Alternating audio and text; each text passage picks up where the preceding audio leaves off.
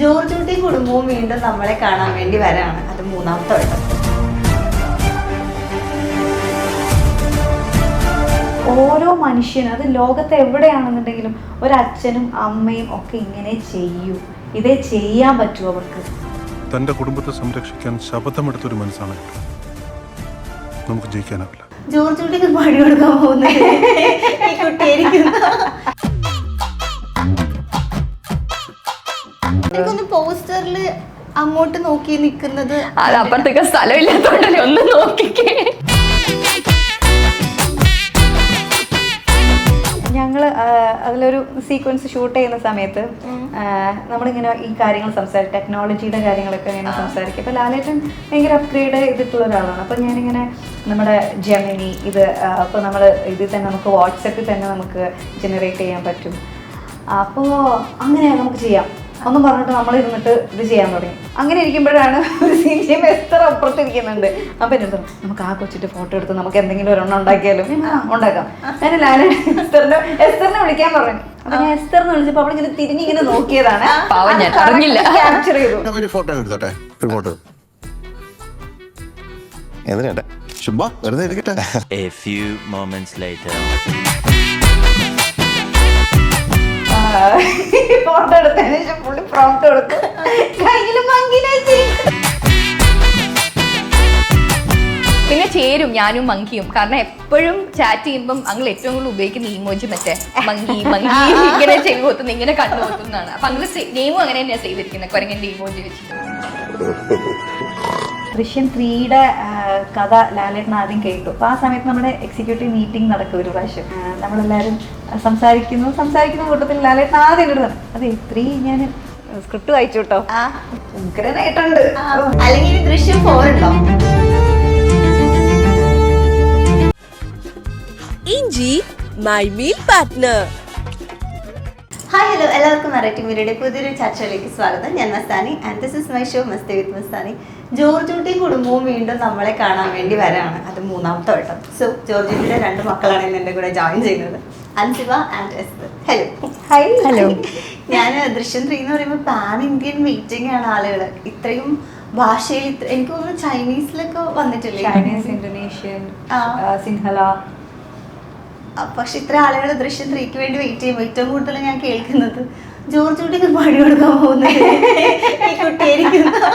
എന്താ ആൾക്കാർ അങ്ങനെ പറയാനുള്ളത്? എനിക്കറിയില്ല എന്തായിരിക്കും ആൾക്കാർ അങ്ങനെ പറയുന്നത്. എനിക്കൊന്ന് പോസ്റ്ററിൽ അങ്ങോട്ട് നോക്കി നിൽക്കുന്നത്, അത് അപ്പുറത്തേക്ക് സ്ഥലമില്ലാത്തോണ്ടല്ലേ, ഒന്ന് നോക്കിക്കേ. അതിൽ ഞാനിങ്ങനെ ചില ട്രോൾസിൽ വരുന്നതാണ്, ഈ കുട്ടി മാത്രം അങ്ങോട്ട് നോക്കി നിൽക്കുന്നു, ഇവിടെ ചതിക്കും, ഇവിടെ എന്തായാലും ചതിക്കും. അത് കുറെ പേര് ഇങ്ങനെ ഡീകോഡ് ചെയ്യുമല്ലോ പോസ്റ്റേഴ്സ് നോക്കിയിട്ട്. പിന്നെ ക്യാരക്ടർ വെച്ചിട്ട് ഇപ്പൊ 2ല് ഉള്ള ക്യാരക്ടർ വെച്ചിട്ട് 3ലേക്ക് ഇങ്ങനെ ആയിരിക്കും, അവര് ഇങ്ങനെ അസ്യൂം ചെയ്യാണ് ഇങ്ങനെ ആയിരിക്കും.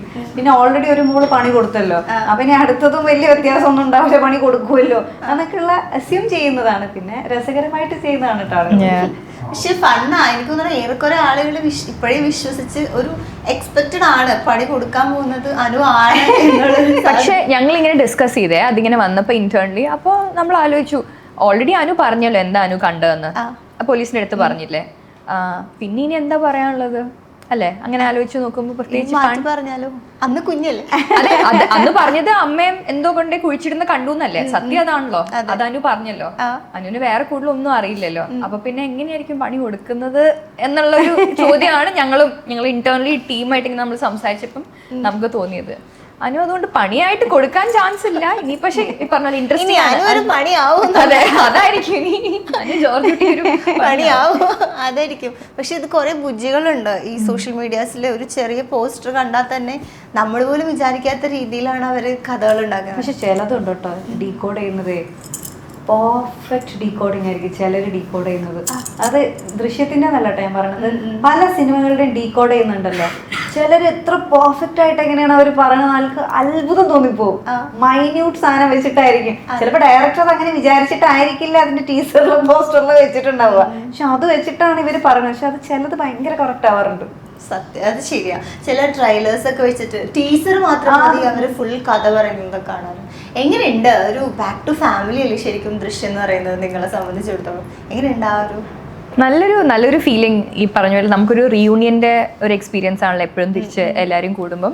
അപ്പം ഇത്തവണ ലാലങ്ങൾക്ക് ഫാൽക്കെ അവാർഡ് കിട്ടിയ ടൈമുമായിരുന്നു. അപ്പോൾ കേക്ക് മുറി സെലിബ്രേഷൻ അതിൽ നിന്നാണ് നമ്മൾ തുടങ്ങിയത്. മീനാജി ആഡ് ഓർഡർഡ് കേക്ക് എല്ലാവർക്കും കൂടെ ഒരുമിച്ച് ഒന്ന് സെലിബ്രേറ്റ് ചെയ്യാൻ വേണ്ടിയിട്ട്. അങ്ങനെ നമ്മൾ അതിനകത്തോട്ട് ഇൻവോൾവ് ആയി. എന്താ പറയുക, കഥയൊക്കെ എല്ലാവരും വായിച്ചിരുന്നു. അപ്പോൾ നമുക്കറിയാം എന്താണ് സംഭവിക്കാൻ പോകുന്നത് എന്നുള്ളത്. സോ അങ്ങനെ ഒരു അതിന് ഷൂട്ടിന് മുന്നേ നമ്മൾ കാണുമോ സംസാരിച്ചോ ഒന്നും ചെയ്തില്ലെങ്കിലും നമുക്ക് ആ ഒരു കണ്ടിന്യൂറ്റി ഉള്ളതുകൊണ്ട് ഇപ്പോൾ പുതിയ കഥയോ എന്താണെന്ന് അറിയാവുന്നതുകൊണ്ട് വളരെ ഈസി ആയിട്ട് ഈ പറയുന്ന പോലെ ഒരു ബ്രേക്ക് എടുത്തു, തിരിച്ച് നമ്മൾ അതേ ഫാമിലിയിലേക്ക് ജോയിൻ ചെയ്യുന്നു. എല്ലാവരും ഒരുമിച്ച് ജോർജ് കുട്ടി ഫാമിലിയും അവർക്ക് വേണ്ട കാര്യങ്ങളൊക്കെ അവർ ചെയ്ത് തീർക്കുന്നു, എൻഡ് ചെയ്യുന്നു. ആ ഒരു ഫീലിംഗ് ആയിരുന്നു. ഇവിടെ എന്തായിരുന്നു? എനിക്ക് ക്യാരക്ടർ വൈസ് ഭയങ്കര ഒരു ഇപ്പോൾ ദൃശ്യം 1 ക്യാരക്ടർ ഭയങ്കര ഇന്നസെൻസ് ഉള്ള ഒരു ഗ്രാമത്തിലുള്ള ഒരു കുട്ടി, സോഷ്യൽ മീഡിയയിലും എക്സ്പോസ്ഡ് ആവാത്തൊരു കഥാപാത്രമാണത്. അങ്ങനെ ആ ടീനേജ് പ്രായത്തിലുള്ള കുട്ടി ഒട്ടും എക്സ്പോസ്ഡ് അല്ല സോഷ്യൽ മീഡിയയിലും ഒന്നും. അപ്പോൾ വളരെയധികം ആ ഗ്രാമീണതയുള്ള ഇന്നസെൻസ് ഉള്ള ഒരു ക്രൈം ചെയ്തു പോയതിൻ്റെ പശ്ചാത്താപമുള്ള ഭയമുള്ള ഒരു കുട്ടിയാണ്. അത് 2ലേക്ക് എത്തുമ്പോൾ പശ്ചാത്താപവും ഭയവും ഉണ്ട് ആ കുട്ടിക്ക്. എന്നാൽ ആ കുട്ടിക്ക് ആഗ്രഹങ്ങളുണ്ട്, പഠിക്കണം, ജോലി ചെയ്യണം. എന്നാൽ ജയിലിൽ പോകാൻ പേടിയാണ് അച്ഛൻ ആ കുട്ടി ദൃശ്യം 1 പറയുന്നുണ്ട്. 2 ആ കുട്ടി അത് കണ്ടിന്യൂറ്റി ഉണ്ട് ആ കുട്ടിക്ക്. അതിൻ്റെ ആ ഒരു ഇമോഷണൽ ട്രോമ ഉണ്ട്. ആ ട്രോമറ്റൈസ്ഡ് ആയിട്ടുള്ള ആ കുട്ടി ഓരോ കാര്യങ്ങൾ ചെയ്യുമ്പോഴും ഒരു കോർണറിൽ ഇത് കിടപ്പുണ്ട്. അതുകൊണ്ട് അത് പെട്ടെന്ന് ട്രിഗർ ചെയ്യാൻ എളുപ്പമാണ്. ഇപ്പോൾ 3ലേക്ക് എത്തുമ്പോൾ അതിന് കുറച്ചുകൂടെ മാറ്റമുണ്ട്. കാരണം 2 കഴിഞ്ഞ് ഇത്രയും വർഷമായി ഗ്രാജുവലി ഞങ്ങൾക്ക് എങ്ങനെയാണോ പ്രായം കൂടുന്നത് അതുപോലെ തന്നെയാണ് ദൃശ്യം സിനിമയിലും നമ്മുടെ ക്യാരക്ടേഴ്സിനെല്ലാം പ്രായം കൂടിയിട്ടുള്ളത്. അപ്പോൾ ദൃശ്യം 2 കഴിഞ്ഞിട്ട് ഇത്ര വർഷങ്ങളായി. ആ വർഷങ്ങൾക്കിടയിൽ ഈ കുട്ടി സോഷ്യൽ മീഡിയ എക്സ്പോസ്ഡ് ആണ്.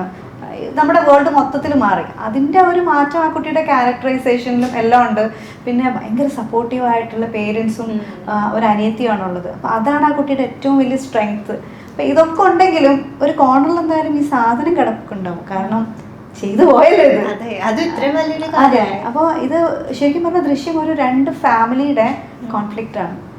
2 ഫാമിലി തമ്മിൽ നടക്കുന്ന പ്രശ്നമാണ്. അപ്പോൾ നമ്മൾ ഷേക്സ്പിയറിയൻ ഡ്രാമാസൊക്കെ എടുത്ത് നോക്കുമ്പോൾ ഒരുപാട് ഡ്രാമാസ് നമ്മൾ കാണുന്നതാണ്. ഫാമിലീസ് തമ്മിലുള്ള കോൺഫ്ലിക്റ്റ് ആണ് കൂടുതൽ നടക്കുക. അങ്ങനെയുള്ള ഒരു സിനിമയാണ് ശരിക്കും പറഞ്ഞാൽ ദൃശ്യം. 2 ഫാമിലിക്കും ജസ്റ്റിസ് വേണം. 2 ഫാമിലിക്ക് ഈക്വലി ജസ്റ്റിസ് വേണം. ഒരു ഫാമിലിക്ക് അവരെ മരണപ്പെട്ടു പോയ മകൻ്റെ ചിതാഭസ്മമെങ്കിലും അവർക്ക് വേണം എന്ന് പറയുന്നിടത്ത് അതൊരു അമ്മയുടെ അച്ഛൻ്റെ ഇമോഷനാണ്. ആ മകൻ എന്ത് ചെയ്തു എന്നതിലുപരി അച്ഛനും അമ്മയ്ക്കൊരു ഇമോഷനുണ്ട്. ഇപ്പുറത്ത് ഈ മകൾ ഇങ്ങനെ ചെയ്യേണ്ടി വന്നത് ഇങ്ങനെ ഒരു അവസ്ഥ വന്നതുകൊണ്ടാണ്. ആ കുട്ടിയെ പ്രൊട്ടക്ട് ചെയ്യുക എന്നുള്ളത് ജോർജ് കുട്ടിക്ക് ചെയ്യേണ്ട ഒരു കടമയാണ്. അല്ലെങ്കിൽ അയാൾ അതിനു വേണ്ടി അയാൾ മരിക്കാൻ റെഡി ആയിട്ടുള്ള ഒരു അച്ഛനാണ്. ഇപ്പം 2 ഫാമിലിക്കും ജസ്റ്റിസ് വേണം. അതെങ്ങനെ കൊടുക്കാൻ പറ്റും എന്നുള്ളതിൽ നിന്നാണ് ശരിക്കും പറഞ്ഞ ദൃശ്യം 2 ഉണ്ടായത്. 2 കഴിഞ്ഞപ്പോഴും ആളുകൾ പറഞ്ഞു ഗീതാ പ്രഭാകരന്റെ ഫാമിലിക്ക് ജസ്റ്റിസ് കിട്ടിയിട്ടില്ല, പാവല്ലേ. ജോർജ് കുട്ടിയും ഇനി എന്ത് ചെയ്യും? കാരണം ജോർജ് കുട്ടി എന്ന് പറയുന്ന ഒരു ബുദ്ധിമാനിലുപരി ജോർജ് കുട്ടി എന്ന് പറഞ്ഞ ഒരു അച്ഛനെ, ഭർത്താവിനെയൊക്കെയാണ് ജനങ്ങൾ കൂടുതൽ ഇഷ്ടപ്പെട്ടത്. കാരണം ആ അച്ഛനും ആ ഭർത്താവും എല്ലാ നാട്ടിലും ഉണ്ട്. അത് ലോകത്തുള്ള എല്ലാ സ്ഥലത്തും ഇങ്ങനെ ഒരു അച്ഛനും ഒരു ഭർത്താവും ഉണ്ട്. അപ്പോൾ അത് എന്ത് ചെയ്യും എന്നുള്ള ഒരു ക്യൂരിയോസിറ്റി ഫാക്ടറുണ്ട്. അപ്പോഴും 3ലെത്തുമ്പോൾ ഈ 2 ഫാമിലി തമ്മിൽ എന്തായിരിക്കും ഇനി സംഭവിക്കുക എന്നുള്ളത് തന്നെയാണ് ദൃശ്യം 3. ഇപ്പോൾ ഇതിലിപ്പോൾ ക്യാരക്ടേഴ്സിൻ്റെ കാര്യം പറയുമ്പോഴാണ് ഇപ്പോൾ ശരിക്കും ഉള്ളൊരു അതായത് ദൃശ്യം ഫസ്റ്റ് 1 വരുമ്പോഴേക്കും ആ ഒരു കുട്ടിത്തം, എസ്തറിൻ്റെ ക്യാരക്ടർ ഒരു കുട്ടിയാണ്, ഒന്നും അറിയാത്തൊരു കുഞ്ഞിക്കുട്ടി, കുട്ടിത്തമുള്ളൊരു കുട്ടിയായിരുന്നു.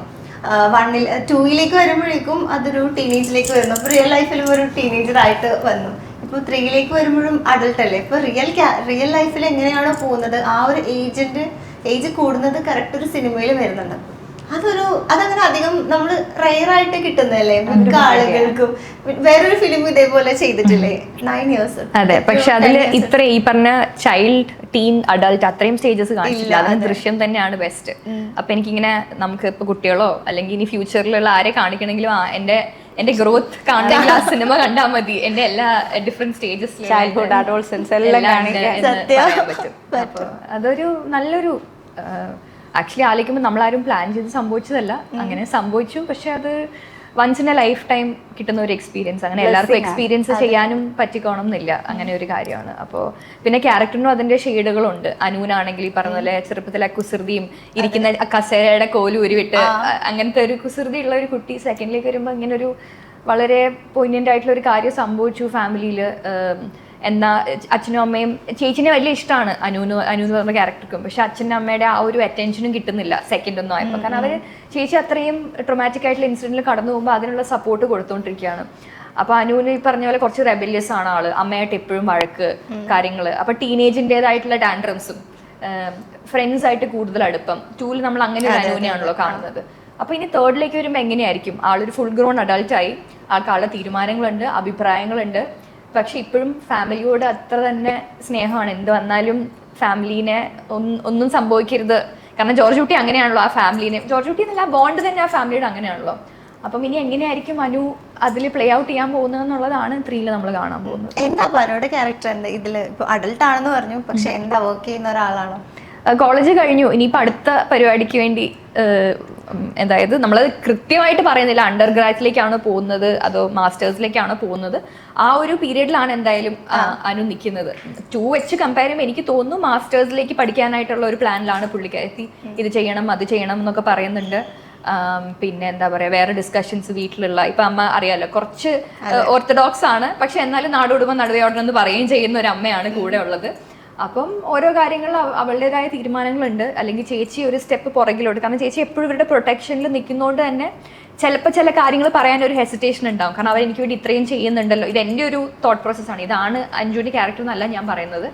അപ്പോൾ അനു നേരെ മറിച്ചില്ല, ചേച്ചി ഇത് ചോദിക്കുക, ചേച്ചി അത് ചോദിക്കുക, ചേച്ചി ഇത് വിട്ടു കൊടുക്കണ്ട എന്ന് പറയുന്ന ഒന്ന് ഇടിച്ചു നിൽക്കുന്ന ഒരു ക്യാരക്ടറാണ്. പിന്നെ എല്ലാ വീട്ടിലുള്ള ആ ഒരു ഇളയാളുടെ, എനിക്ക് പലപ്പോഴും തോന്നാറുണ്ട് ഇളയ ആൾക്കാരാണ് പൊതുവെ വീട്ടിൽ, കാരണം എന്നും അവർ കുട്ടിയായിരിക്കുമല്ലോ അവരുടെ ഫാമിലിയിൽ. അപ്പം ഈ കുസൃതിയും തമാശയും, അല്ലെങ്കിൽ അച്ഛനോട് എങ്ങനെ വേണേൽ സംസാരിക്കാം, അമ്മയോട് എങ്ങനെ വേണമെങ്കിൽ സംസാരിക്കാം എന്ന് പറഞ്ഞ് നടക്കുന്ന ഒരാളാണ് അനു. അപ്പം ഒരേ സമയം ലൈറ്റ് ഹാർട്ടഡ് ആക്കുകയും പക്ഷെ അതേസമയം അവളുടേതായിട്ടുള്ളൊരു സ്റ്റാൻഡ് ഉണ്ട്, അതിനുവേണ്ടി സംസാരിക്കുകയും ചെയ്യുന്ന, എനിക്ക് കാര്യങ്ങൾ അറിയണം, അല്ലെ എനിക്ക് ഇതിങ്ങനെയല്ല ഇതിങ്ങനെയാണ് എന്ന് പറയുന്ന ഒരു ക്യാരക്ടറായിട്ടാണ് എനിക്ക് ഫീൽ ചെയ്തത് അനുവിനെ 3ൽ.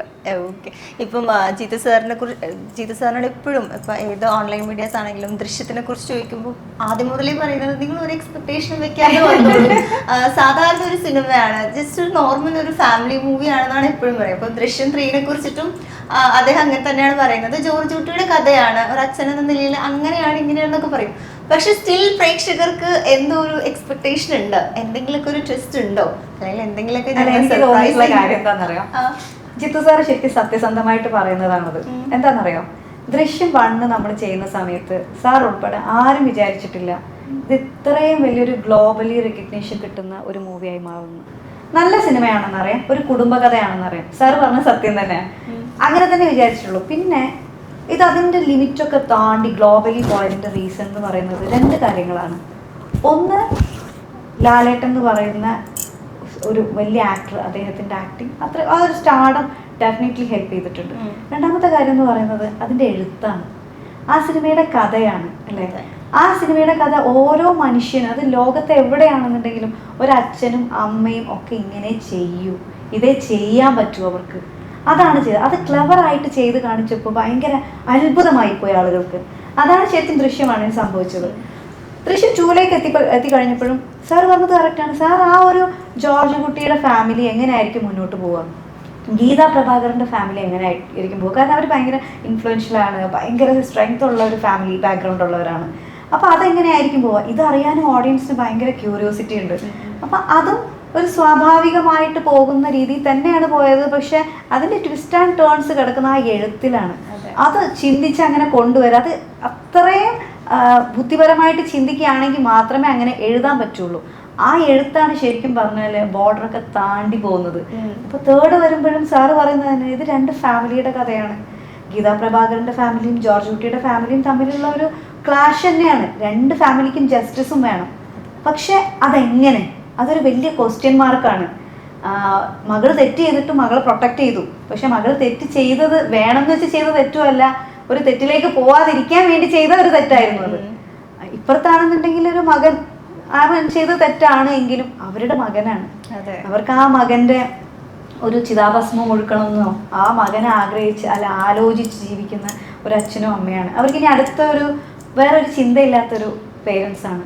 അവർക്കും ജസ്റ്റിസ് വേണം. അതെങ്ങനെയെന്നുള്ള വലിയ ക്വസ്റ്റ്യൻ മാർക്കിന് ആൻസർ കിട്ടുമോ എന്നുള്ളതാണ് ഓഡിയൻസിൻ്റെ ഏറ്റവും വലിയ ഒരു ക്വസ്റ്റ്യൻ. അത് മാത്രമല്ല ജോർജ് കുട്ടിയുടെ ആ ഒരു ക്ലവർനെസ്, അയാളിന് എന്തായിരിക്കും ചെയ്യുക, ഇപ്പുറത്ത് ഇത്രയും ഹൈലി ഇൻഫ്ലുവൻഷ്യൽ ആയിട്ടുള്ള ഗീത പ്രഭാകർ എന്തായിരിക്കും ചെയ്യുക? ഇത് രണ്ട് ഫാമിലി തമ്മിലുള്ള ഈ കോൺഫ്ലിക്റ്റ് കാണാൻ ഓഡിയൻസിന് ഭയങ്കര ഇഷ്ടമാണ്. എനിക്ക് തോന്നുന്നു ഇപ്പോൾ ഗോഡ് ഫാദർ സിനിമയില്ലേ, നമ്മൾ മലയാളം ഗോഡ് ഫാദർ എന്ന് പറയും, ഇപ്പൊ ഇംഗ്ലീഷ് അല്ല ഞാൻ പറയും, ഇംഗ്ലീഷും അങ്ങനെ തന്നെ ഫാമിലീസിന്റെ പ്രശ്നമാണത്. ഫാമിലി പ്രോബ്ലംസ് എന്ന് പറഞ്ഞു കഴിഞ്ഞാൽ എല്ലാ മനുഷ്യന്മാരും കാണും, കാരണം എല്ലാ മനുഷ്യന്മാർക്കും ഫാമിലി പ്രോബ്ലംസ്. സോഷ്യൽ മീഡിയസിലാണെങ്കിലും സോഷ്യൽ മീഡിയ മാത്രമല്ല, ഇപ്പൊ നമ്മുടെ നെയ്ബേഴ്സ് ആണ്, ആരാണെന്നുണ്ടെങ്കിൽ എല്ലാവർക്കും പ്രശ്നങ്ങൾ എന്ന് പറഞ്ഞു കഴിഞ്ഞാൽ അത് അറിയാനും ഒരു ക്യൂരിയോസിറ്റി ആണ്, എന്താന്ന് അറിയാനുള്ള. ഇതൊരു റിയാലിറ്റി ആയിട്ട് കണ്ടിരിക്കുകയാണ് ആളുകൾ. അപ്പൊ അതൊരു ഭാഗ്യത ആ എഴുത്തിന്റെ മേന്മയാണ്. ഇപ്പൊ ഏറ്റവും കൂടുതൽ അത് തന്നെയായിരിക്കും 3 ഇറങ്ങുമ്പോ ആളുകൾ ചിന്തിക്കുന്നത്, അവർക്ക് നീതി കിട്ടി കാണുമോ. പക്ഷെ എനിക്കൊരു സോഫ്റ്റ് കോർണർ ഗീത പ്രഭാകരനോട് ഉണ്ടാവണം. അല്ല അത് ഇപ്പൊ നമ്മൾ പറയാൻ ഉദ്ദേശിക്കുന്നത് എന്താന്ന് വെച്ചിട്ടുണ്ടെങ്കിൽ, ഒരു ഡയറക്ടറിന്റെ സ്റ്റാൻഡ് പോയിന്റ് ജീത്തു ജോസഫ് അദ്ദേഹം ഉദ്ദേശിച്ചിരിക്കുന്നത് ഇപ്പൊ ആൾക്കാര് ദൃശ്യത്തിന് ത്രില്ലർ എന്ന് വിളിക്കും അങ്ങനെ, പക്ഷെ അദ്ദേഹം വിശ്വസിക്കുന്നത് ഒരു ഇമോഷണൽ ഡ്രാമയാണ് എന്നുള്ളതാണ്. He stand by that point. So 1 എഴുതുമ്പോഴും 2 എഴുതുമ്പോഴും ഈവൻ 3 വരുമ്പോഴും അതിന്റെ കോർ എന്ന് അദ്ദേഹം വിശ്വസിക്കുന്നത് ഈ ഒരു ഇമോഷണൽ, 2 ഫാമിലികൾ തമ്മിലുള്ള പ്രോബ്ലത്തെ അഡ്രസ് ചെയ്യാനാണ് ശ്രമിക്കുന്നത്. പക്ഷെ ആ ട്വിസ്റ്റ് ആൻഡ് ടേൺസ് വരുന്നതാണ് ആൾക്കാർക്ക് ഇപ്പൊ ഈ പറയുന്ന പോലെ അവർക്ക് ആ ഒരു ത്രില്ലിംഗ് ഫാക്ടർ കൊണ്ടുവരികയൊക്കെ ചെയ്യുന്നത്. ഇപ്പൊ ഞാൻ കഴിഞ്ഞ ദിവസം അതുപോലെ ടീമിലിരുന്ന് സംസാരിച്ചപ്പോൾ ഉണ്ടായിരുന്ന ഡിസ്കഷൻ, ഞാൻ കണ്ടിട്ടില്ല ചൈനീസ് ദൃശ്യം, പക്ഷെ അതിനകത്ത് എനിക്ക് തോന്നുന്നു അവസാനം ജോർജ് കുട്ടി എന്ന് പറഞ്ഞ ക്യാരക്ടർ ജയിലിൽ പോവാണ്. അപ്പം അതിനകത്ത് ആ പറയുന്ന നായകൻ ജയിക്കുകയല്ല ചെയ്യുന്നത്, എന്നാലും സിനിമ ഭയങ്കര ഹിറ്റായിരുന്നു. It is because of that emotional connection that people have. ഈ പറയുന്ന പോലെ ഇത് വെരിഫൈ ചെയ്യണം, എനിക്ക് കറക്റ്റ് ആണോ എന്ന് അറിയില്ല, പക്ഷെ ഇതായിരുന്നു പറഞ്ഞിരുന്ന പോയിന്റ്. അപ്പം അത് തന്നെയാണ് ദൃശ്യം 1ലും 2ഉം. ഇപ്പൊ ആൾക്കാർ എപ്പോഴും ചോദിക്കും അപ്പൊ 3ൽ എങ്ങനെയായിരിക്കും പുള്ളി എസ്കേപ്പ് ചെയ്യാൻ പോകുന്നത്. അതിനേക്കാൾ ഉപരി ഒരു ലാർജർ ഓഡിയൻസിന് എപ്പോഴും കണക്ട് ആവുന്നത് 1ലും 2ലും ക്യാരി ചെയ്യുന്ന ആ ഒരു ഇമോഷണൽ ഭാഗമാണ്. മോസ്റ്റ്ലി ഇത് എന്തുകൊണ്ടാണ് ഇത് സംഭവിക്കുന്നത്, എന്തിനു വേണ്ടിയിട്ടാണ് ഇത്ര അറ്റം വരെ പോകുന്നത് 2 ഫാമിലി. ഗീതാ പ്രഭാകർ എന്തിനാണ് ഇത് വിട്ട് കളഞ്ഞൂടെ, മോൻ എന്തായാലും മരിച്ചു എന്ന് വിചാരിക്കാം, അല്ലെങ്കിൽ ജോർജ് കുട്ടിക്ക് ആയിരിക്കാം, എന്നാൽ പിന്നെ മോളെ ജസ്റ്റിസിന്റെ രീതിയിൽ മോളെ ജയിലിൽ വിടാം. പക്ഷെ അത് ആർക്കും അക്സെപ്റ്റ് ചെയ്യാൻ പറ്റുന്നില്ല. അതുകൊണ്ട് ഈ ഫാമിലീസ് എപ്പോഴും ഫൈറ്റ് ചെയ്തുകൊണ്ടിരിക്കുകയാണ്. ഇനി 3ലും എന്താണ് സംഭവിക്കാൻ നമുക്കറിയാം. ഈ ചൈനീസ് ദൃശ്യത്തിന്റെ കാര്യം പറയുമ്പോഴാണ് ഞാൻ ചില പോസ്റ്റ് ഒക്കെ കണ്ടത്, അതിലവർ കഥ തീർന്നു ആള് പോവല്ലോ ജയിലില്. അപ്പൊ ഇനി മലയാളത്തിൽ ഇവർ എന്ത് ചെയ്യും? അത് ഞാൻ ചൈനീസിന്റെ ഞാൻ അറിഞ്ഞത് എന്താന്ന് വെച്ച് കഴിഞ്ഞാൽ, അവിടുത്തെ ലോ പ്രകാരം പോലീസിനെ പറ്റിക്കുന്നത് കാണിക്കാൻ പറ്റില്ല. അത് അവിടുത്തെ നിയമമാണ്. അവിടുത്തെ നിയമം അങ്ങനെ ആയതുകൊണ്ടാണ് ആ സ്ക്രിപ്റ്റിൽ അങ്ങനെ ഒരു ചേഞ്ച് വരുത്തിയത്. പക്ഷെ നമുക്കിവിടെ ആവിഷ്കാര സ്വാതന്ത്ര്യം ഉള്ളൊരു നാടാണ്, നമുക്ക് ചെയ്യാം. നമുക്കാവാം. ഈ ദൃശ്യം ഫസ്റ്റ് പാർട്ടിൽ അഭിനയിക്കുന്ന സമയത്ത് ഇത് സ്ക്രിപ്റ്റ് ഒക്കെ വായിച്ചിട്ട് സിനിമയുടെ ഒരു സീരിയസ്നെസ്, ക്യാരക്ടർ, അതായത് ഈ ജയിലിലുള്ള, അതായത് പോലീസ് സ്റ്റേഷനിലുള്ള സീനൊക്കെ ഉണ്ടല്ലോ, തല്ലുന്നതും ഷാജോൻ ചേട്ടൻ തല്ലുമ്പോൾ എക്സ്പ്രഷൻ ഇടുന്നതും, പിന്നെ കുട്ടീനെ മാത്രം കൊണ്ടുവന്ന കുറച്ച് സീൻസ്. അപ്പൊ നമുക്കും പ്രേക്ഷകർക്കും ഒരു ഇതായിരിക്കും, ഞാൻ കൊച്ചെങ്ങാനും പറയൂ എന്നുള്ളൊരു തോട്ടാണ് ആദ്യം പോകുന്നത്. അപ്പൊ ആ സമയത്ത് അറിയായിരുന്നു ദൃശ്യം ഇത്രയും വലിയൊരു ക്യാരക്ടറാണ്, അല്ലെങ്കിൽ ഇത്രയും ഡെപ്ത് ഉള്ള ഒരു സിനിമയാണ് ചെയ്യുന്നത് എന്നൊക്കെ? ഒരിക്കലും ഇല്ല. ഇപ്പൊ അതിന്റെ കഥ വായിച്ചിട്ടുണ്ടെങ്കിലും എനിക്ക് ഇത്രയും അന്ന് മനസ്സിലായിക്കോണമെന്നില്ല, because I was very young. ഇപ്പോൾ എനിക്ക് ഓർമ്മയുണ്ട്, ഞാനിത് വേറൊരു ഇന്റർവ്യൂവിലും പറഞ്ഞു, അതായത് ഇതിന്റെ ചില സീൻ, ഇപ്പൊ പശുവിനെ ആ കുഴിക്കകത്ത് നിന്ന് എടുക്കുന്നു, പോലീസ് വരുന്നു, അടിക്കുന്നു, കരയുന്നു. അപ്പൊ ഇതൊക്കെ എന്താ, ഈ കഥ എന്താ, ഈ സിനിമ എന്താന്നാണ് ഞാൻ അന്ന് വിചാരിച്ചുകൊണ്ടിരുന്നത്. അങ്ങനെ ഞാൻ ഓരോരുത്തരടുത്ത് പോയി ചോദിക്കുന്ന എനിക്ക് ഓർമ്മയുണ്ട്. ചിലപ്പം അസിസ്റ്റന്റ് ഡയറക്ടേഴ്സിന്റെ അടുത്ത് പോയി ചോദിക്കും, ചിലപ്പോൾ ജിത്തുവിന്റെ അടുത്ത് ചോദിക്കും, അല്ലെങ്കിൽ അൻസുബി ചേച്ചിയുടെ അടുത്ത് ചോദിക്കും, ശരിക്കും ഇത് എന്താ ഇവിടെ നടക്കുന്നത്. അങ്ങനെ ഓരോരുത്തരടുത്ത് ഞാനായിട്ട് കണ്ടുപിടിച്ചൊരു കഥയായിരുന്നു ദൃശ്യം എന്നുള്ളത്, തിയേറ്ററിൽ എത്തുന്നത് വരെ.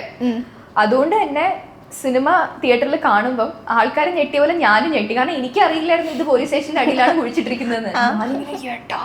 എന്തൊരു അടിപൊളിയാണെന്ന് വിചാരിച്ചാണ് ഇരിക്കുന്നത്. അപ്പം ആ ഒരു ഫീലിംഗ് പ്രൈസ്ലെസ് ആണ് കേട്ടോ. അതന്ന് കഥ അറിഞ്ഞിരുന്നെങ്കിൽ സത്യം പറഞ്ഞാൽ കിട്ടില്ലായിരുന്നു. പിന്നെ കമ്മിങ് ബാക്ക് ടു, എനിക്കിതൊക്കെ അറിയായിരുന്നോ, ഇതിന്റെ ഇന്റൻസിറ്റി അറിഞ്ഞാണോ സിനിമ ചെയ്തു? ഒരിക്കലും അല്ല.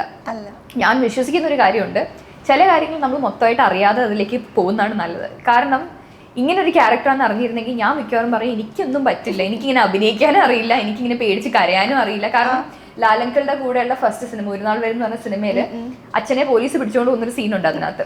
അപ്പൊ ഞാൻ ഇരുന്ന് കരയണം, അയ്യോ എന്റെ അച്ഛൻ പോകുന്നു എന്നും പറഞ്ഞിട്ട്. എനിക്ക് എന്തിട്ട് കരച്ചിൽ വരുന്നില്ല.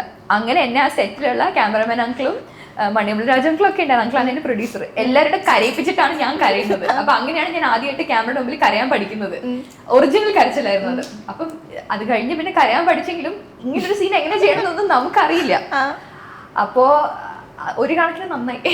ഒന്നും അറിയാതെ അവിടെ പോയി എല്ലാരും ഉണ്ടായിരുന്നു. ജീത്തു അങ്കിൾ കറക്റ്റ് ആയിട്ട് പറഞ്ഞു തന്നു എന്താണ് ചെയ്യേണ്ടത്.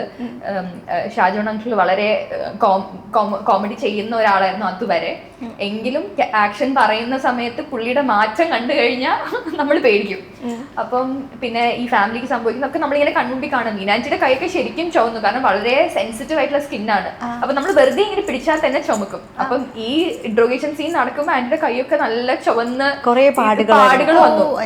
അപ്പൊ പിന്നെ നമുക്ക് കാണുമ്പോൾ തന്നെ അങ്ങനെ വിഷമവും അയ്യോ എന്നുള്ള പോലെ. ഐ എം നോട്ട് സെയിങ് ഭയങ്കര ഹോസ്റ്റൈൽ സിറ്റുവേഷൻ ആയിരുന്നു എന്നല്ല, പക്ഷെ നമ്മൾ ആ മൂഡിലേക്ക് കയറും പെട്ടെന്ന് തന്നെ. അപ്പം ഞാനിപ്പോഴും വിശ്വസിക്കുന്നു ഒന്നും അറിയാതെ അപകടം ചെയ്തത് വളരെ നന്നായി. പക്ഷെ അതിനുശേഷം 2ഉം 3ഉം ഇപ്പൊ അറിയാലോ. അതെ. അപ്പൊ എങ്ങനെയുണ്ട് അറിഞ്ഞിട്ട് ചെയ്യുമ്പോ? അപ്പൊ അതും ഒരു ഇൻട്രസ്റ്റിംഗ് ഫീലിംഗ്. അതായത് ഇപ്പൊ 2ന്റെ കഥ ഫുൾ അറിയാം.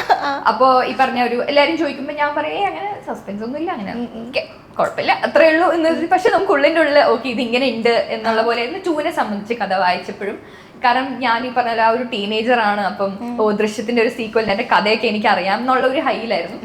3 വന്നപ്പോൾ കുറച്ചുകൂടെ സീരിയസ് ആണ് ഇൻ ടേംസ് ഓഫ് ഇത് എങ്ങനെ ചെയ്യണം. കാരണം എനിക്കിപ്പോഴും ഓർമ്മയുണ്ട് 3യുടെ സ്ക്രിപ്റ്റ് വായിക്കാനായിട്ട് ഞാൻ അങ്കിൾ വീട്ടിൽ പോയി വായിച്ചിട്ട് അങ്കിൾ പറഞ്ഞു താഴെ ഇറങ്ങി വരണം, നമുക്കൊരു ഡിസ്കഷൻ ചെയ്യേണ്ടെന്ന് പറഞ്ഞു. അങ്കിളും ഉണ്ടായിരുന്നു, അങ്കിളുടെ മോളും ഉണ്ട്. She is also involve in production and everything now. So ഞങ്ങൾ 3 പേരും എന്നാണ് ഡിസ്കസ് ചെയ്തത്. അപ്പം അങ്കിൾ ചോദിച്ചു എന്താണ് വർക്ക് ആയത്, എന്താണ് വർക്ക് ആവാത്തത്.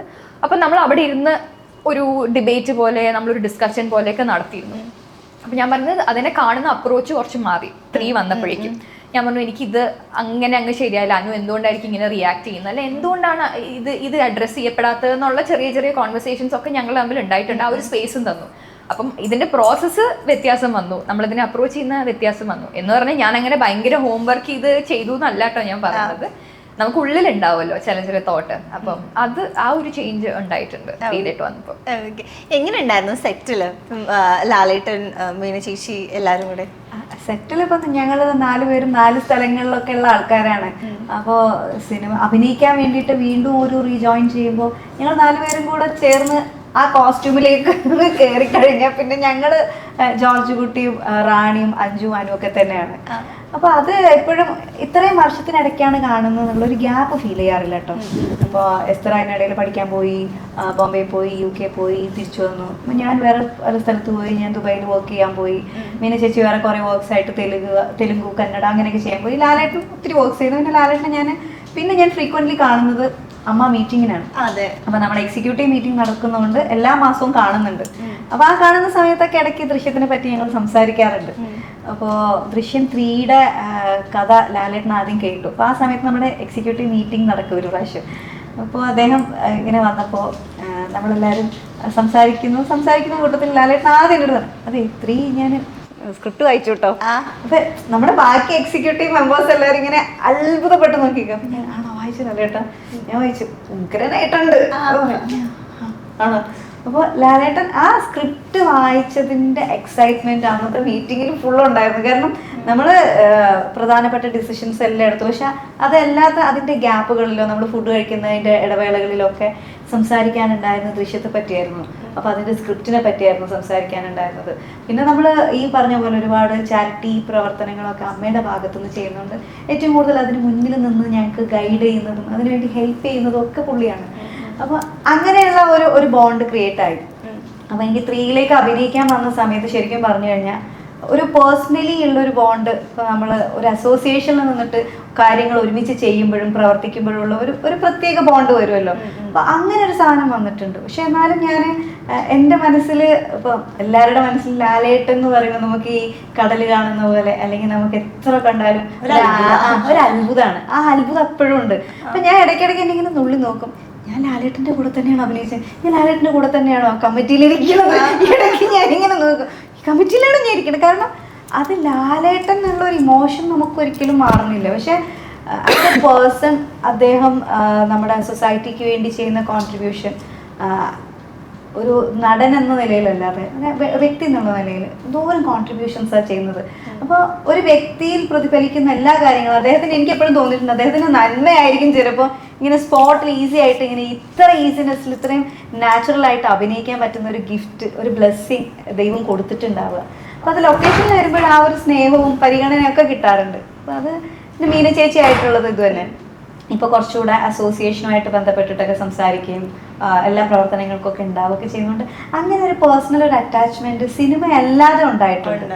അപ്പൊ അത് പിന്നെ എസ്തറുമായിട്ടും ഞങ്ങള് പിന്നെ ദൃശ്യം 1 മുതലേ അല്ലാതെയും സംസാരിക്കാറുണ്ട്, കാണാറൊക്കെ ഉണ്ട്. അപ്പൊ ആ ഒരു ബോണ്ടുണ്ട്. അത് ഇങ്ങനെ ഇപ്പോഴും കീപ്പ് ചെയ്ത് പോകുന്നതിലൊരു സന്തോഷമുണ്ട്. ഇപ്പൊ എസ്തറിനെ സംബന്ധിച്ചിടത്തോളം ചെറുതിലേ വന്നു, ലാലേട്ടനായിട്ട് ആ ഒരു കുട്ടിയായിട്ടിരിക്കുമ്പോൾ ഒരു കമ്പനി, പിന്നെ വലുതാകും തോറും ആ ഒരു കമ്പനി എങ്ങനെയാണ് കൂടി വന്നത്? പറഞ്ഞ പോലെ എല്ലാ ദിവസവും മെസ്സേജ് അയക്കുന്നല്ലേ, എപ്പോഴും അങ്ങനത്തെ ബോണ്ടും അങ്ങനത്തെ കണക്ഷൻ ഇല്ല എനിക്ക്. പൊതുവേ ഞാൻ വർക്ക് ചെയ്യുന്ന ആരുമായിട്ടും ഇല്ല. പക്ഷെ വർക്ക് ചെയ്യാൻ വരുമ്പം, എസ്പെഷ്യലി സെറ്റിലോട്ട് വരുമ്പം, it feels like you non each other. എപ്പോഴും മെസ്സേജ് അയക്കുന്ന ആ ഒരു സൗഹൃദം പോലെ തന്നെയാണ് ഫീൽ ചെയ്യാറ്. പിന്നെ എനിക്ക് തോന്നുന്നു പ്രായം മാറുന്തോറും നമ്മുടെ കോൺവെർസേഷൻസും മാറും, നമ്മുടെ ടോപ്പിക്കുകൾ മാറും. അപ്പോൾ അത് എൻജോയ് ചെയ്യാറുണ്ട്. കാരണം അദ്ദേഹം നന്നായിട്ട് ഒരുപാട് വായിച്ചിട്ടുള്ള ഒരാളാണ്. ഓഷോ ഒക്കെ ഒരു സമയത്ത് ഐ തിങ്ക് ഹി വാസ് അങ്ങനെ ഒരു സിനിമ ചെയ്യാനൊക്കെ ആഗ്രഹിച്ചിരുന്ന ഒരു ടൈം ഉണ്ടായിരുന്നു. സിനിമകൾ കണ്ടിട്ടുണ്ട്, ആർട്ടിനെ പറ്റി നന്നായിട്ട് അറിയും, ട്രാവൽ ചെയ്തിട്ടുണ്ട്, ആനിമൽസിനെ പറ്റി ഭയങ്കര ഇഷ്ടമാണ്. ഒരുപാട് മൃഗങ്ങളെ വളർത്തിയിട്ടുണ്ട്, പക്ഷികളെയൊക്കെ. അപ്പം അങ്ങനെയുള്ള കുറേ നമ്മൾക്കിപ്പോൾ, കാരണം നമുക്ക് സിനിമ എടുക്കുക എന്ന് പറഞ്ഞാൽ അതൊരു 9 to 5 എപ്പോഴും നമ്മൾ ജോലി ചെയ്തുകൊണ്ടിരിക്കുന്ന ഒരു കാര്യമല്ല. ഇടയ്ക്ക് നമുക്ക് ബ്രേക്ക് വരും, 1-2 മണിക്കൂർ നമ്മൾ ഒന്നും ചെയ്യില്ലായിരിക്കും, ലൈറ്റ് വരാൻ വേണ്ടി, ഇതിനൊക്കെ വേണ്ടി നമ്മൾ ഇരിക്കും. അപ്പോൾ ഇങ്ങനെയുള്ള സമയങ്ങളിൽ we have so much to talk about. അത് ഈവൻ മീനാൻറ്റിയുടെ അടുത്താണെങ്കിലും അതെ. ഞാൻ തേർഡിലോട്ട് വന്നപ്പോൾ റിയലൈസ് ചെയ്ത ചില കാര്യങ്ങളുണ്ട്. അതായത് അഞ്ജു ചേച്ചി നേരത്തെ ഒരു ഇൻ്റർവ്യൂവിൽ പറഞ്ഞു ഒരു ലേഡി സൂപ്പർ സ്റ്റാർ ആണ് മീനാൻറ്റി. പക്ഷെ ഞാൻ ആ പ്രായത്തിൽ അത് അങ്ങനെ അറിഞ്ഞിരുന്നില്ല, അല്ലെങ്കിൽ ആ ഒരു സ്റ്റാർഡം എത്രത്തോളം ഉണ്ടെന്ന് എനിക്ക് അറിയില്ലായിരുന്നു. എനിക്ക് I seen her in movies, ഭയങ്കര ഭംഗിയാണ് കാണാൻ, ആ ഒരു ഫീലിംഗ് അല്ലാതെ അതിനപ്പുറത്തേക്ക് അറിയില്ലായിരുന്നു. ഇപ്പോഴാണ് റിയലൈസിങ് ഇപ്പം എത്രത്തോളം ലാംഗ്വേജിൽ ചെയ്തിട്ടുണ്ട്. ഇൻഫാക്ട് ആൻറ്റി വളരെ കാഷ്വലായിട്ട് പറഞ്ഞു പോയായിരുന്നു, ഹോങ്കോങ്ങിൽ വേറൊരു പടത്തിൻ്റെ ഷൂട്ട് ചെയ്തുകൊണ്ടിരുന്നപ്പം വേറെ ലാംഗ്വേജിലുള്ള ആൾക്കാർ സെറ്റ് അവിടെ വന്നു ആൻറ്റിക്ക് വേണ്ടിയിട്ട്. കാരണം ആ പടം ഷൂട്ട് ചെയ്ത് കഴിഞ്ഞിട്ട് അടുത്ത പടം ചെയ്യാനായിട്ട് നാട്ടിലേക്ക് ട്രാവൽ ചെയ്യേണ്ട, അടുത്ത ദിവസം തന്നെ മീനാൻറ്റിക്ക് ജോയിൻ ചെയ്യണമെന്നുകൊണ്ട് ഒരു ഫുൾ സെറ്റാണ് അങ്ങോട്ട് വന്നത്, അവർക്ക് വേണ്ടി വെയിറ്റ് ചെയ്ത്. സോ അങ്ങനെയുള്ള അത്രയും തിരക്കുള്ള, അത്രയും ഇൻ ഡിമാൻഡ് ആയിട്ടുള്ള, സെലിബ്രേറ്റഡ് ആയിട്ടുള്ള ഒരു ആക്ട്രസ് കൂടിയായിരുന്നു. So she's got a lot to talk about. Dance, style, fashion, so much to talk about. So I have really enjoyed my time. Ansiba ചേച്ചി ആണെങ്കിലും ഈ പറഞ്ഞ പോലെ ഞങ്ങൾ ഇടയ്ക്ക് വി ഡു ക്യാച്ച് അപ്പ്, അല്ലെങ്കിൽ അമ്മയുടെ പരിപാടിക്ക് പോകുമ്പോഴാണെങ്കിലും നമ്മൾ ഒരുമിച്ച് പോകാനും ഒക്കെ ശ്രമിക്കാറുണ്ടായിരുന്നു. അപ്പോൾ അതുകൊണ്ട് it feels nice to come together.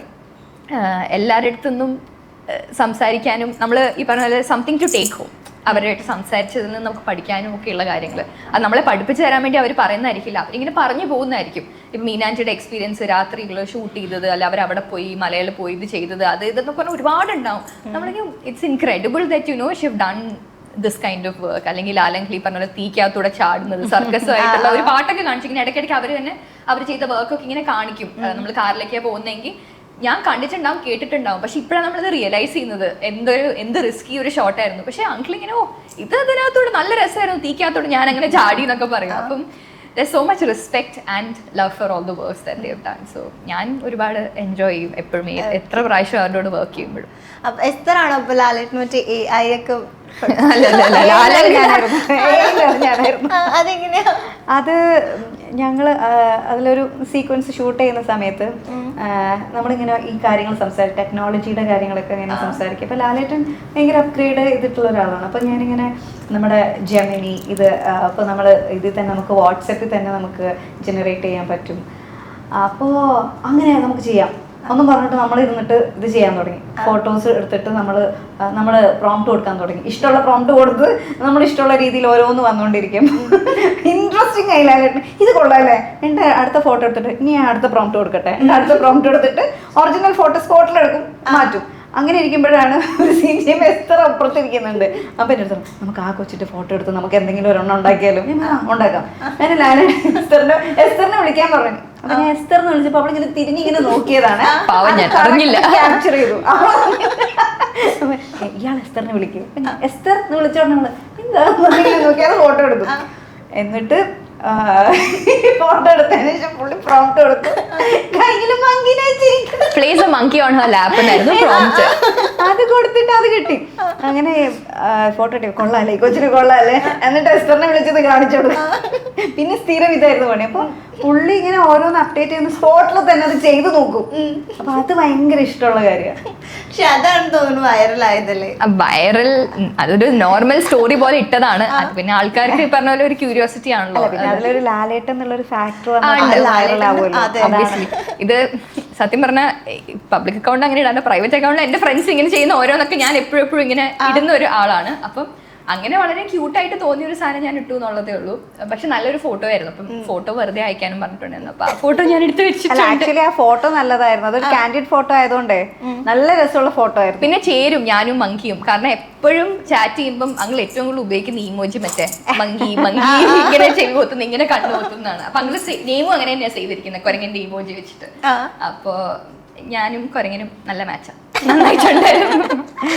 Okay, അപ്പോൾ എന്തായാലും ദൃശ്യം 3 മെയ് 21 തിയേറ്റേഴ്സിലേക്ക് വരികയാണ്. നമ്മൾ ഡിസ്കസ് ചെയ്ത പോലെ തന്നെ പല രീതിയിലുള്ള ക്യൂരിയോസിറ്റി ഉണ്ട്. ഇതെങ്ങനെയായിരിക്കും, അതെങ്ങനെയായിരിക്കും, അവർക്ക് നീതി കിട്ടുമോ, ഇവര് സെറ്റ് ആവുമോ, കുറേ ക്വസ്റ്റ്യൻസ് ഉണ്ട്. അപ്പോൾ എല്ലാ ക്വസ്റ്റ്യൻസിനും അന്ന് നമുക്ക് മെയ് 21 ആൻസേഴ്സ് കിട്ടട്ടെ. അല്ലെങ്കിൽ ഇനി ദൃശ്യം 4 ഉണ്ടോ അറിയില്ല. ജീത്തു അങ്കിൾ പ്രൊഡക്ഷൻ ആന്റണി അങ്കിളൊക്കെ പറയായിരിക്കും. ഡിസ്കസ് ചെയ്തിട്ടുണ്ടോ? ചോദിച്ചിട്ടുണ്ട്. അതിപ്പോ നമ്മളിങ്ങനെ സ്റ്റോറി കേൾക്കുമ്പോൾ നമുക്കിപ്പം ഡെവലപ്പ് ചെയ്യാൻ വേണ്ടിയിട്ട് എന്ത് വേണേലും ഡെവലപ്പ് ചെയ്യാലോ. പക്ഷെ ഉണ്ടോ ഇല്ല എന്നുള്ളത് ഡയറക്ടർ പ്രൊഡ്യൂസർ പറയണം. ഒരു കാര്യം ശരി, ഇപ്പൊ നിങ്ങളെ ദൃശ്യം എന്ന് പറയുന്ന മൂവി തന്നെ എല്ലാവർക്കും ഭയങ്കര സസ്പെൻസ് ഉള്ളൊരു മൂവിയാണല്ലോ. അപ്പം ഇതിന്റെ ഓരോ പാർട്ട് ഇറങ്ങുന്നതോറും നിങ്ങളോട് ഏറ്റവും കൂടുതൽ ആളുകൾ ചോദിക്കുന്നത് എന്താണ്? ഇപ്പൊ ദൃശ്യം 3 അനൗൺസ് ചെയ്തിട്ട് ഇനിയിപ്പോ റിലീസ് ആവുന്നത് വരെ കുറച്ച് ടൈമും കൂടി ഉണ്ടല്ലോ. അപ്പൊ ഏറ്റവും കൂടുതൽ നിങ്ങൾ കേട്ടോണ്ടിരിക്കുന്ന ഒരു ക്വസ്റ്റ്യൻ എന്താ? ക്ലൈമാക്സ് എന്താണ് എന്നുള്ളത് അറിയാനാണ് ആൾക്കാർക്ക് ക്യൂരിയോസിറ്റി. തമാശക്ക് ചോദിക്കും, സീരിയസ് ആയിട്ട് ആരെങ്കിലും ചോദിച്ചിട്ടുണ്ടെങ്കിൽ പറയത്തില്ല. അങ്ങനെ ആരെങ്കിലും ഭയങ്കര ക്ലോസ് ആയിട്ടുള്ള ഫ്രണ്ട്സോ? അല്ല, എനിക്ക് തോന്നിയിട്ടുള്ള എൻ്റെ അടുത്ത് എല്ലാവരും പറഞ്ഞൊരേ വാക്ക് ത്രില്ലിംഗ് ആണ്, നമ്മൾ ഭയങ്കര എക്സൈറ്റഡ് ആണ് കേട്ടോ കാണാൻ.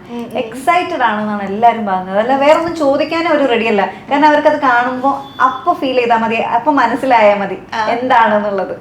ഓക്കെ, അപ്പൊ എന്തായാലും ഓൾ ദ വെരി ബെസ്റ്റ്. നമ്മളൊക്കെ ഫിംഗേഴ്സ് ക്രോസ്ഡ് ആണ് എന്തായിരിക്കും എന്നറിയാൻ വേണ്ടിയിട്ട്. അപ്പോ ഇനി 4 ഉണ്ടാവണമെങ്കിൽ ഉണ്ടായിക്കോട്ടെ, ഞങ്ങൾക്ക് പ്രശ്നമൊന്നുമില്ല. അപ്പൊ all the very best. Thank you so much.